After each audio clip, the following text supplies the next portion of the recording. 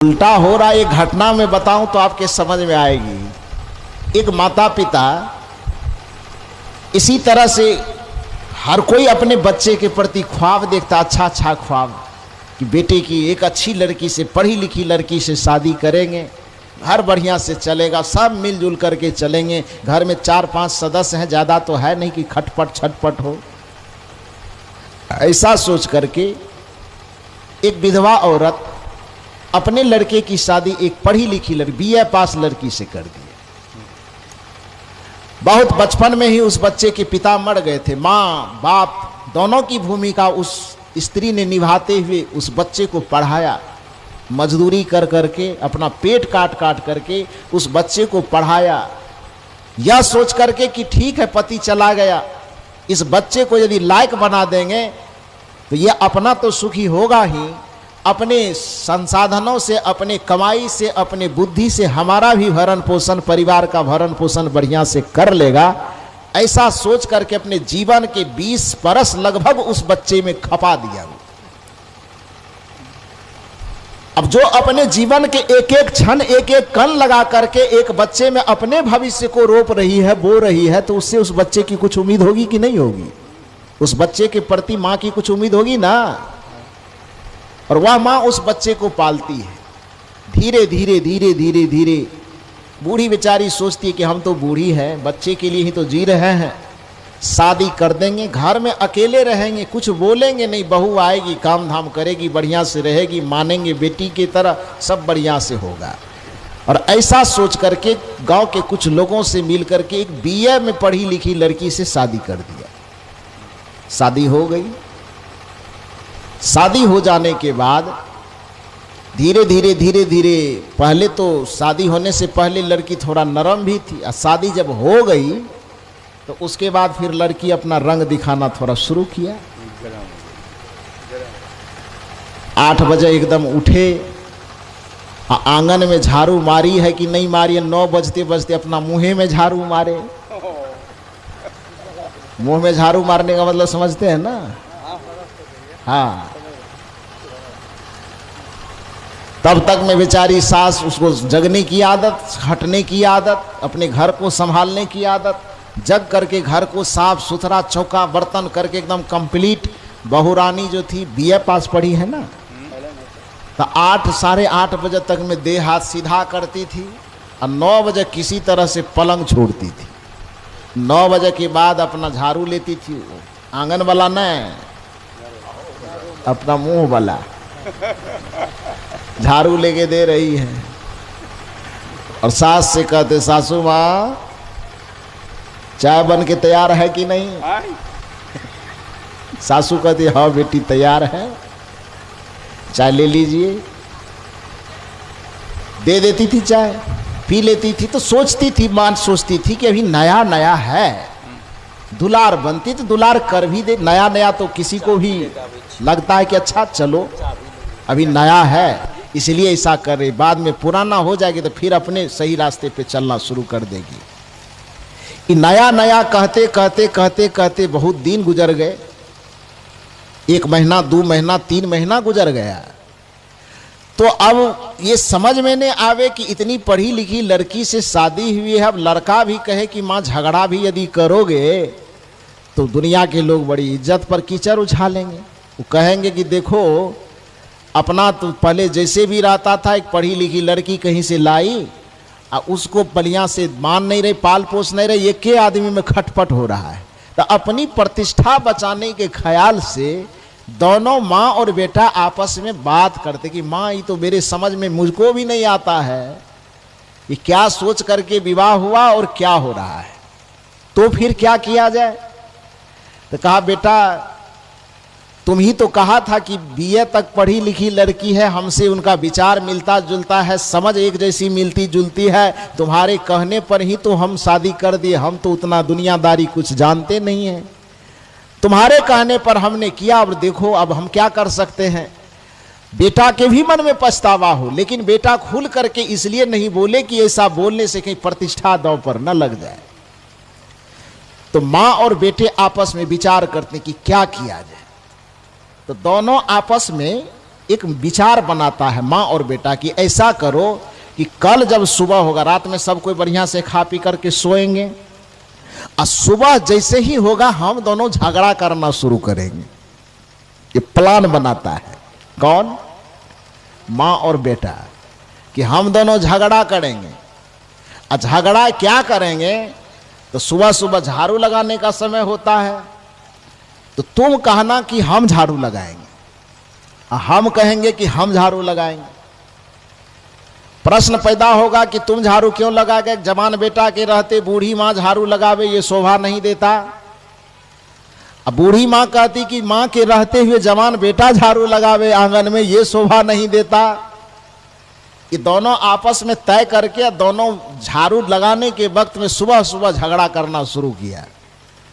उस झगड़े की बात को सुनकर ये दोनों के मन में प्लान ये था कि यदि हम दोनों माँ बेटा आपस में झगड़ा करेंगे ना, तो कम से कम झगड़ा देख करके वो बीए पास जो लड़की है उसके मन में थोड़ा बहुत लाज शर्म आएगा, और कहीं बीच में आके कह दे कि दोनों माँ बेटा क्यों झगड़ा कर रहे हैं, हमारे रहते आप दोनों को झाड़ू लगाने की क्या जरूरत है।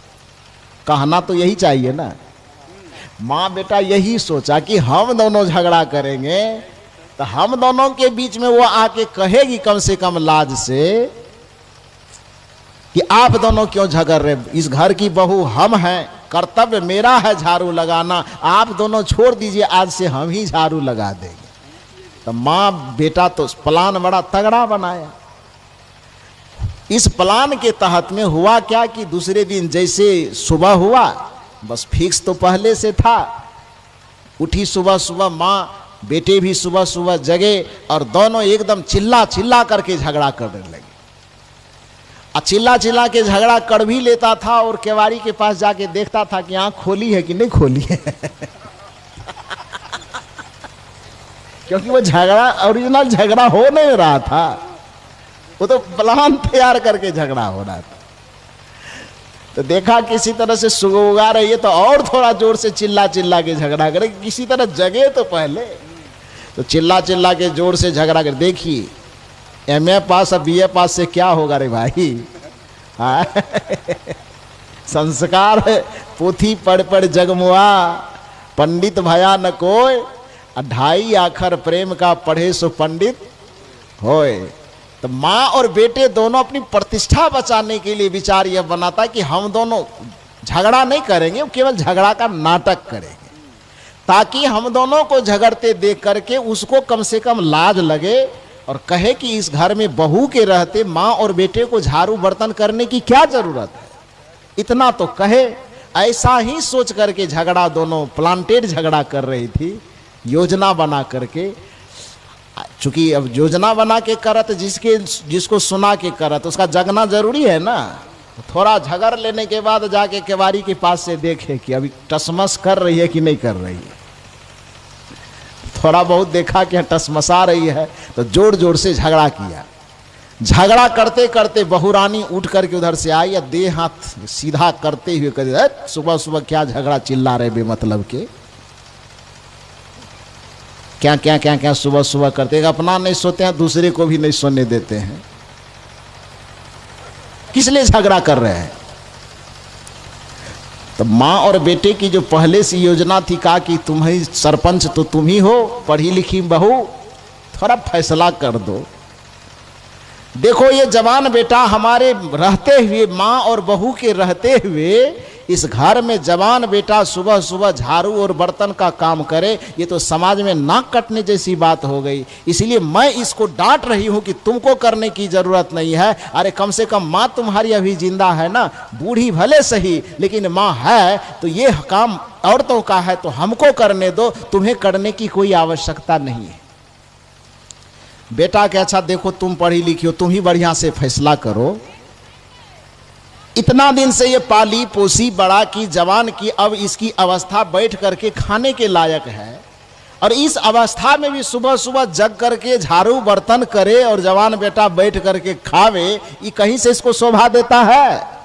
इसीलिए हम झगड़ा कर रहे हैं कि हमको काम करने दो। ये दोनों का प्लान तो कुछ और था कि हम दोनों झगड़ेंगे तो बीच में वो कहेंगे हम ही कर देते हैं। लेकिन हुआ क्या, बीए पास लड़की थी ना, दोनों को झगड़ा करते देख करके दोनों ने कहा जब इतना सा बात के लिए झगड़ा करते, रुकिए अभी हम फैसला करते हैं। सप्ताह में 7 दिन होता है ना, जब दोनों झगड़ ही रहे हैं कि हम करेंगे तो हम करेंगे, तो झगड़ा करने की क्या जरूरत। सप्ताह में 7 दिन होता है ना, ये जवान है तो 4 दिन ये कर देगा, आप बूढ़ी हैं तो 3 दिन आप कर दीजिएगा, यही फैसला होगा।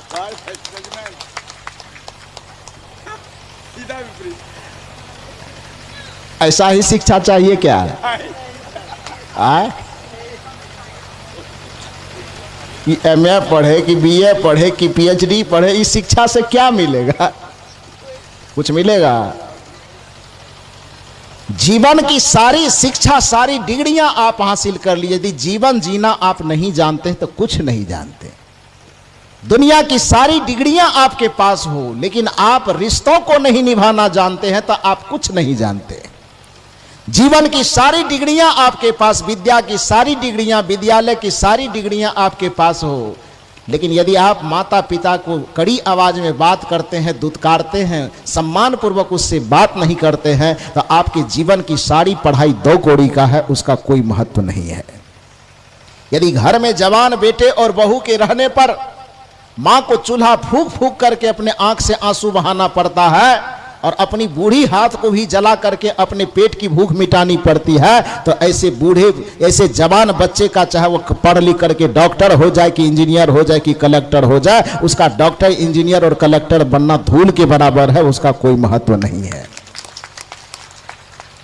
जिसने आपको जन्म दिया है भाई, कम से कम उसके सम्मान को तो पढ़ना जान लो, सेवा को तो पढ़ना जान लो। ये संस्कार तुम्हारे अंदर जिस शिक्षा से पैदा हो, आज के शिक्षा में इस नैतिकता की प्रवेश जरूरी है कि नहीं है? यदि ये नहीं हुआ तो फिर डॉक्टर, इंजीनियर, कलेक्टर केवल रुपये छापने का मशीन भले हो जाएगा, वो आदमी नहीं हो पाएगा। कलेक्टर बनेगा तो रुपया कमाएगा और क्या करेगा वो, डॉक्टर बनेगा तो रुपया छापेगा और क्या करेगा, वो मशीन हो जाएगा, आदमी नहीं हो पाएगा। आदमी होने के लिए आदमी में और मशीन में केवल इतना ही अंतर है कि मशीन एक टेक्निकल चीज है, जो उसमें दिया जाता है केवल वही काम करता है, लेकिन मनुष्य एक ऐसा प्राणी है जिसके अंदर संवेदना होती है, अपने रिश्ते के सुख दुख हानि लाभ को समझ करके अपनों के दुख में वह दुखी होना जानता है और अपनों के सुख में सुखी होना जानता है। यही मनुष्य होने की पहचान है। और आपकी संवेदना को जो जिला सके, जो शिक्षा, ऐसी शिक्षा आज की शिक्षा नीति में अवश्य होनी चाहिए। तो खैर, इसी पर बातचीत मैं वहां करके आया। अध्यात्म का भी यही विषय है, अध्यात्म यही कहना चाहता है। आज का पढ़ा लिखा आदमी भी रिश्ते के इस कदर को नहीं जानता है। एक बात मैं बताऊं, आपके बगल की ही घटना है, वो जगह का मैं नाम नहीं बताऊंगा, जिला गोड्डा पड़ता है लेकिन है बगल में। जब मैं BA में पढ़ रहा था तो मेरे साथ में एक व्यक्ति पढ़ रहा था, लड़का, वो इसी इलाके का है, गोड्डा जिला के इधर सीमानपुर बाराहाट तरफ का। तो 2004 और 7 मेरा सेशन था BA का, 4 से 7 तक। तो उस समय SSB कॉलेज में कहलगांव में मेरी पढ़ाई हो रही थी, इसी बेस में। आज हमारे जब साथ में हमारे डॉक्टर साहब ब्रह्मदेव बाबू आ रहे थे, कहे साहब आप वहाँ जो भाषण दे रहे थे वो सहरसा में, तो उसका लाइव कास्टिंग चल रहा था, कैमरा वहाँ लगा हुआ था, तो बहुत सारे लोग देख रहे थे। कुरमा में ये देखते होंगे अपने घर में बैठ कर के। तो उसके बाद जब अभी मैं आया तो रास्ते में चलते चलते इन्होंने बात की कि मुझे देख करके एक बात की खुशी हुई कि हमारी भारत की कितनी बड़ी खासियत है कि अपना ये सन्यासी वेश पहन करके, जब ये लाल वेश पहन करके सन्यास धर्म में जीते हुए स्वामी विवेकानंद शिकागो में गए थे, तो वहाँ डंका बजा करके आए। और आज मुझे खुशी हो रही थी कि मेरा अभय साहब ये उजला कपड़ा पहन करके हजारों प्रोफेसर के बीच में डंका बजा रहा है। इससे बड़ी खुशी की बात क्या हो सकती। हालांकि मेरी तुलना विवेकानंद से नहीं हो सकती, लेकिन वो भक्तों का अपना उद्गार है। वो तो अपने किसी भी प्रिय को छोटे देखना ही नहीं चाहते, तो डायरेक्ट भगवान बना देते हैं उसको। ये भक्त की दृष्टि है, तो वो उनकी दृष्टि ऐसी है। कहने का ये अभिप्राय है कि जब उस समय मैं पढ़ता था तो भी इसी बेस में रहता था। कुछ लोग पूछते हैं कि साहब आप यूनिवर्सिटी, कहते कि हम यूनिवर्सिटी पढ़ाने जाते हैं, पढ़ने जाते हैं, तो जिस समय पढ़ने जाते होंगे तब तो शर्ट फुल पैंट पहन लेते होंगे, ये कपड़ा बदल लेते होंगे। हम कि भैया इसको कोई क्या समझ रहे हो, कपड़ा समझ रहे हो आप क्या? ये कपड़ा नहीं है, ये गुरु के द्वारा चढ़ाया हुआ चमड़ा है शरीर के ऊपर में। कपड़े को तो अलग किया जा सकता है इस बदन से, लेकिन चमड़े को कभी अलग नहीं किया जा सकता। यदि मैं इसको कपड़ा पहन करके समझ रहा हूं तब तो इसको बदला जा सकता है, लेकिन यदि इसको गुरु को अपने बदन पर दिए हुए चमड़े को समझ करके, चमड़ा समझ करके यदि मैं पहनता हूं तो जैसे शरीर मर जाए फिर भी चमड़ा को अलग नहीं किया जा सकता, उसी तरह से अभय साहब मर भी जाएगा फिर भी उसके बदन से कपड़ा अलग नहीं हो सकता। क्योंकि साधु के लिए कोई कपड़ा नहीं है, ये साधु के लिए उसका ये शरीर का चमड़ा है। कपड़े को उतार करके फेंका जा सकता है, कपड़े को उतार करके बदला जा सकता है, लेकिन कोई व्यक्ति लाख कोशिश करे फिर भी अपने शरीर के चमड़े को न तो उतारा जा सकता है और न बदला जा सकता है। तो चाहे आप यूनिवर्सिटी जाओ कि कलेक्टर के यहाँ जाओ कि एसपी के यहाँ जाओ कि कुछ भी बनो, अरे मेरा जीवन तो सबसे पहले साधु का जीवन है ना जी, और कुछ तो बाद की बात है। प्रोफेसर बनूं कि डॉक्टर बनूं कि इंजीनियर बनूं, जो बनना है वो अलग मैटर है। पहले साधु, साधुता के साथ यदि कुछ चलना चाहे तो उसको चलाने में मुझे कोई आपत्ति नहीं है, लेकिन यदि बाहर का कोई भी चीज मेरी साधु, वैसी वही बात कहा ना कि चश्मा चाहिए जरूर, लेकिन आंख फोड़ करके चश्मा नहीं चाहिए।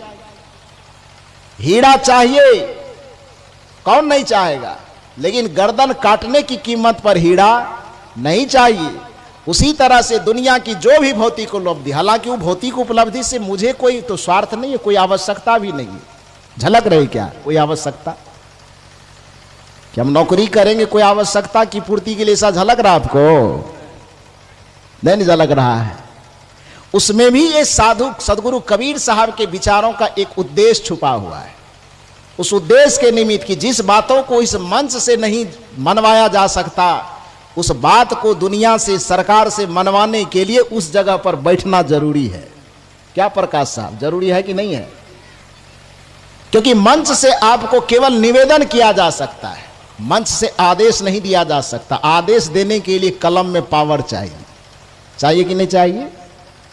यह मंच आदेश नहीं दे सकता, यह मंच केवल संदेश दे सकता। तीन बातें होती है, उपदेश देना, संदेश देना और आदेश देना। परिवर्तन जब भी होता है, संदेश से परिवर्तन किसका होता है? जो हृदय से संवेदनशील है, जो खुद बदलना चाहता है, उसको जरा सा संदेश का हवा मिल जाए तो वो बदलने के लिए तैयार हो जाएगा। जैसा कि कल मैंने कहा था कि तुलसीदास जी की चेतना में बदलाहट की कुछ न कुछ आग पहले से होगी, तभी पत्नी के एक बार डांटने पर क्या हुआ, वो तुरंत बदल गया। उसके लिए संदेश काम करेगा। बुद्ध की चेतना में विरक्ति की आग पहले से धधक रही होगी, तभी तो एक मुर्दा को देख करके चेतना बदल गई, तभी तो एक वृद्ध व्यक्ति को देख करके चेतना बदल गई। बदली कि नहीं बदली? अच्छा, हमारी और आपकी चेतना में आग नहीं तो हजारों मुर्दा को देखते फिर भी क्या बदलाव आता है? हजारों चिता को देखते हैं, हजारों लाश को देखते हैं, क्या बदलाव आता है? कुछ आता है? क्यों नहीं आता है? इसलिए कि हमारी चेतना में वो बदलाहट की आग नहीं है, भूख नहीं है वो, इसी वजह से। तो ये संदेश और उपदेश जो काम करता है, किसी किसी बिरले पर काम करता है। वो संदेश और उपदेश जयप्रकाश साहब पर काम कर जाएगा, वो संदेश और उपदेश अभय साहब पर काम कर जाएगा। क्योंकि ये बदलाने के लिए किसी ने मुझे लाठी दिखा करके तो ये कपड़ा नहीं पहनाया है, किसी ने कोई लालच दे करके तो कपड़ा नहीं पहनाया है। वो तो गुरु का वचन कान में आया, और कान में जाते ही जीवन में ऐसा बदलाव आया कि जिस समय में, जिस उम्र में आदमी को पेंट संभालने का होश नहीं होता है, उस समय में अपने जीवन को संभाल लेने का संकल्प हम लोगों ने ले लिया। लिया कि नहीं लिया? अरे 12 वर्ष का उम्र कोई उम्र होता है? 12 वर्ष के बच्चा को नहीं देखे हैं आप क्या? 12 वर्ष के बच्चे को जहां तक मेरा समझ अब देखता हूं तो लगता है कि पेंट संभालने का भी बढ़िया से होश उसको नहीं होता है। और उस 12 वर्ष की अवस्था में अपने जीवन को बदल लेने का संकल्प लेना नहीं कोई साधारण बात तो नहीं होनी चाहिए। पहले तो हमको लगता था एक साधारण बात, लेकिन अब जब थोड़ा विचार करके देखते हैं तो अब वो साधारण नहीं समझ में आता। तो इतनी कठिन बात जो साध लिया गया जीवन में, कहीं क्यों साधा गया? क्योंकि वहां और किसी न कोई लालच था, न कोई डर था, न कोई परेशानी थी। ऐसा नहीं कि घर में खाने का खर्च ही घट गया इसलिए साधु बन गए। ऐसा भी इसलिए नहीं कि कोई वियोग की घटना गई इसलिए साधु बन गए। ऐसा भी नहीं कि पढ़ने लिखने में भूसकोल थे इसीलिए साधु बन गए। ऐसा भी नहीं कि माता पिता ने मारा कि गाली दिया कि और कुछ किया जो डर से भाग करके साधु फकीर बन गए। ऐसा कुछ तो था नहीं। वो विवेक की बातें थी। गुरु का वचन संदेश के रूप में कान में आया, सत्संग की वाणी कान में आई, और कान में आने पर उस संदेश को सुनने से जीवन में ऐसी बदलाहट आई कि पूरा दुनिया, पूरा जिंदगी, पूरा दुनिया को देखने का नजारा ही बदल गया। तो एक ऐसे चेतना से संपन्न जो व्यक्ति होता है उस पर उपदेश और संदेश काम कर जाता है। लेकिन अधिकांश लोगों के ऊपर आदेश और उपदेश काम करता है, संदेश और उपदेश काम करता है? नहीं करता है। 80% आदमी को बदलने के लिए आदेश और संदेश से काम नहीं चलेगा, उपदेश और संदेश से काम नहीं चलेगा। 80% लोगों के दिमाग में बदलाव लाने के लिए आदेश की आवश्यकता है। और वह आदेश देने की क्षमता आप कोई मंच पे बैठने से थोड़े आएगा। आदेश देने की क्षमता कलम में पावर लानी होगी कि नहीं? उसके लिए यूनिवर्सिटी का दरवाजा खोलना होगा। और उसमें जब पहले एक अभय साहब यदि प्रवेश कर गया वहां पर, तो फिर अपने कबीरपंथ समाज के कितने बच्चों को ये खींच करके वहां तक पहुंचा देगा, ये कहने की जरूरत नहीं है, वो समय बताएगा। पहले पहुंचने तो दीजिए, वहां पर दरवाजा खोलने तो दीजिए। कबीर पारख निकेतन चैरिटेबल ट्रस्ट की स्थापना हुई। विश्वविद्यालय से सबसे पहला उसका अनुबंध करवाया गया है। हालांकि वो बात सब लोगों की समझ में आएगी नहीं, इसलिए सब चर्चा करने की आवश्यकता नहीं। जो प्रक्रिया होनी चाहिए अपने समाज के लिए, सदगुरु कबीर साहब के लिए और संत के विचारधारा पर चलने वाले जो लोग हैं, उनके जीवन में क्या बदलाहट लाई जा सकती है, क्या परिवर्तन लाया जा सकता है, उस पर हम लोग अपनी पूरी जवानी जीवन लगा करके जो काम कर सकते हैं वो काम धीरे धीरे किया जा रहा है। और इसका असर आपको 2-4-5 साल में झलकना शुरू हो जाएगा। इसके लिए आप लोग आशीर्वाद दीजिए और शुभकामना दीजिए कि वो काम बढ़िया से सफल होता चला। ये करना चाहिए कि नहीं करना चाहिए? करना चाहिए ना, बिल्कुल करना चाहिए। तो कहने का ये अर्थ है कि मैं बता रहा था कि उस समय भी इसी बेस में पढ़ने के लिए जाता था। तो साधु समझ करके तो सब पहले तो सब लोग कटते थे, लेकिन बाद में जब धीरे धीरे बातचीत हुई तो बहुत सारे मित्र बन गए। और उनको भी बड़ी खुशी होती थी। हम लोगों को, दुनिया को बताता था कि वो साहब जी जो आते हैं ना मंच पे प्रवचन करने, मेरा क्लास फ्रेंड है। वो भी एकदम मोछ में घी लगाता था, मेरा क्लास फ्रेंड है।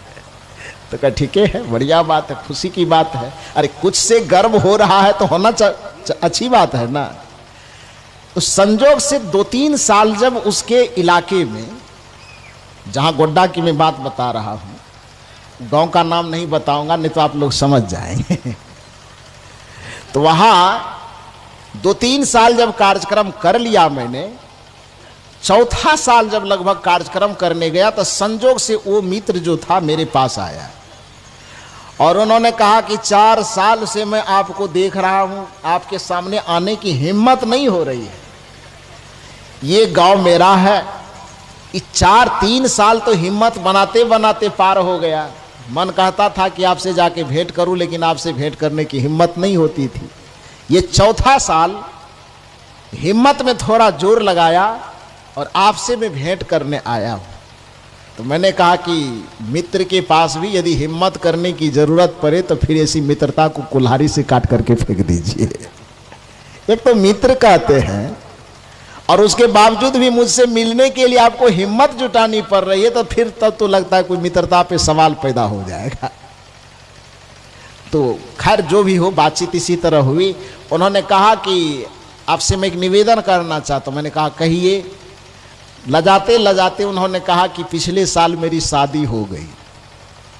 तो मुझे तो लगा कि कुछ मैं चिढ़ाऊं, फिर मुझे अपने कपड़े का ख्याल आया।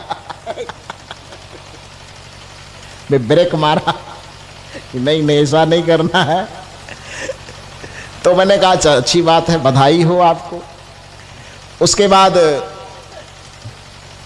उन्होंने कहा कि मैं चाहता हूं कि बगल में ही मेरा घर है, नई नई मेरी पत्नी आई है, चलिए थोड़ा सा उनसे भी भेंट कर लीजिएगा और मेरा घर भी देख लीजिएगा।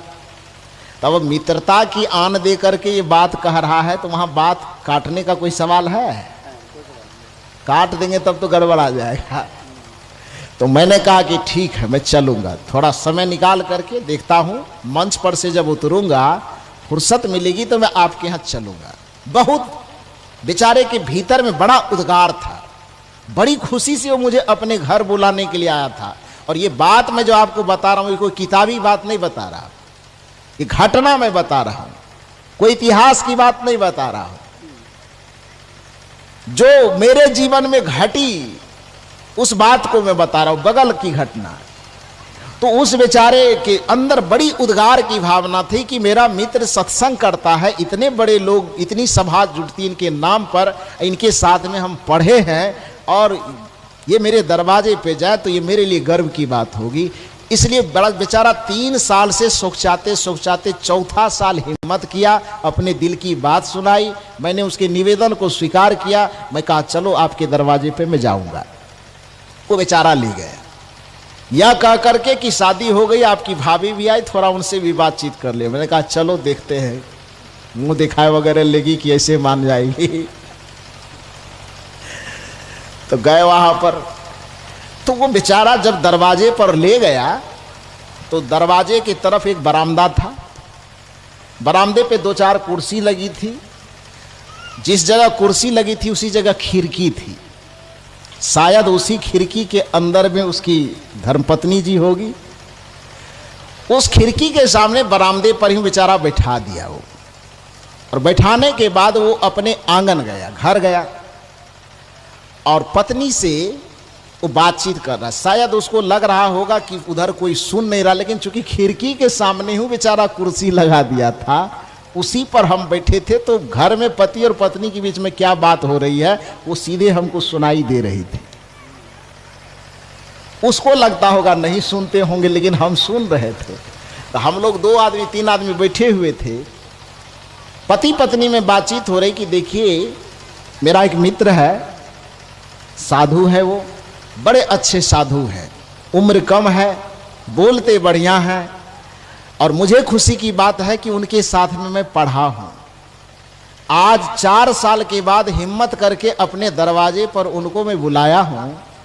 आपका भी मैंने परिचय उन्हें दिया है कि आप पढ़ी लिखी हैं, पिछले साल हम लोगों की शादी हो गई है। वो बड़े खुश हुए हैं, आपसे भी भेंट करने के लिए आए हैं। तो कुछ नाश्ता वगैरह हल्का सा बना करके, तब तक हम लोग उधर बातचीत करते हैं, आप नाश्ता उस्ता बना करके थोड़ा सा तैयार रखिए, फिर उसको आंगन लाएंगे। ये अपने वो पति पत्नी अंदर में बात कर रहे, वो तो खिड़की के पास बैठे थे, इसीलिए ना हम सुन रहे थे। अब देखना अपने यहाँ कोई ले जाना तो हमको खिड़की के पास मत बैठाना, नहीं तो तुम्हारा भी पोल खोलेंगे हम।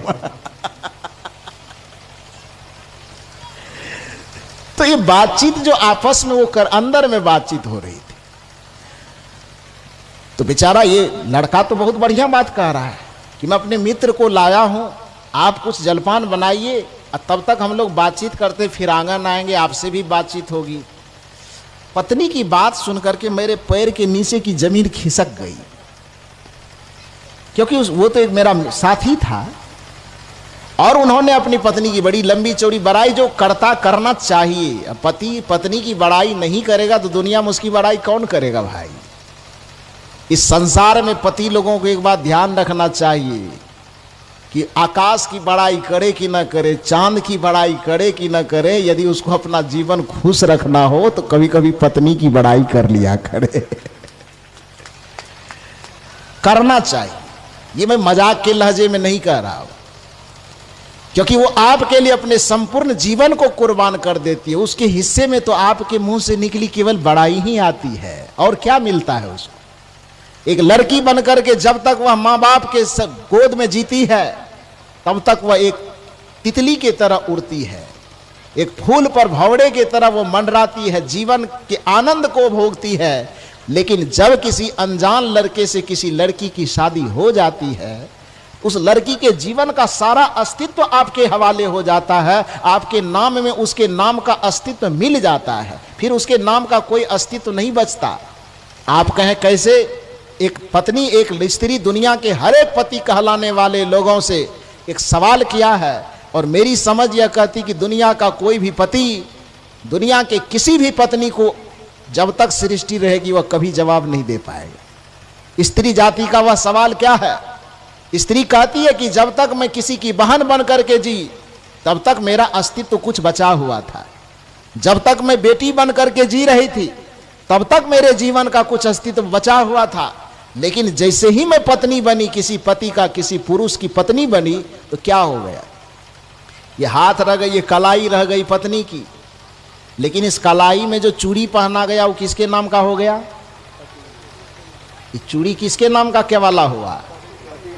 थोड़ा जोर से बोलिए। अरे आप ही के पक्ष में बोल रहे हैं, थोड़ा वोट तो मारो जोर से। इसमें भी आप नहीं बोलोगे तब तो ये लोग दबा देगा। थोड़ा पक्ष में बढ़िया से बोलो। आप ही की वकालत कर रहे हैं। जब तक वह बेटी है तब तक वह स्वतंत्र है, जब तक वह बहन है तब तक स्वतंत्र है। लेकिन बेटी और बहन के दायरे से जरा सा ऊपर उठ करके कोई लड़का आता है, उसके मांग में एक बार सिंदूर डालता है, उसके हाथ को पकड़ता है, उसी समय से वो हाथ रहती लड़की की भले है, लेकिन उसमें चूड़ी जो पहनने का रजिस्ट्री के वाला होता है, वो चूड़ी किसके नाम का होता है? थोड़ा जोर से बोलिए। पति के नाम का। आप ही बोली, जवन का सबके मुंह में दही जम गया है। वो बूढ़ी माता की आवाज यहां आ रही है, इधर सब जो बैठे ही कुछ बोल ही नहीं रहा है। ये कलाई पत्नी के नाम का, लेकिन कलाई में पहनना जाने वाला चूड़ी किसके नाम का? पति के नाम का। ये पूरी पत्नी समाज का, पति समाज से प्रश्न है कि बेटी बहन रहने तक उसका अपने जीवन पर अधिकार था, लेकिन जैसे ही वह पत्नी बनने को आई, गला तो उसकी रह गई, लेकिन उसमें पहना जाने वाला मंगलसूत्र किसके नाम का? मंगलसूत्र केकरा नाम के? पति के। बड़ा धीरे धीरे आप लोग बोलते हैं। अच्छा, ये ईमानदारी से बताइए, जितना धीरे धीरे यहां बोल रहे हैं, तो घर में पति पत्नी सास बहू में बात होती तो इतने धीरे धीरे बोलते हैं क्या? वॉइस यही है कि वहां कुछ वॉइस अलग हो जाता है, ज्यादा होता है। करना उल्टा है। सत्संग में आओ तो थोड़ा वॉइस को बढ़ा डालो, और घर में जब रहो तब वॉइस को क्या करना चाहिए?